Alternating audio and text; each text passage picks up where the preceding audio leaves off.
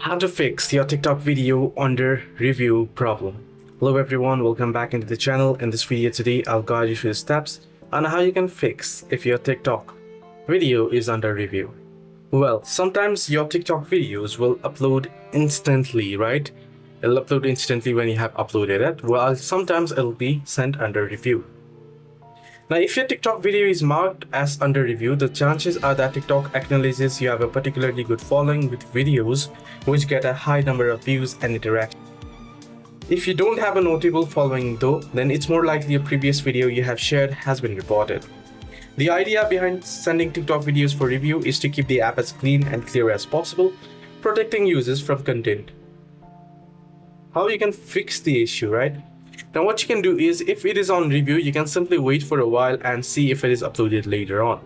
Now if after a couple of hours if it is still not has been uploaded, then what you can do is you can simply wait for a couple of moments, delete that video and re-upload it.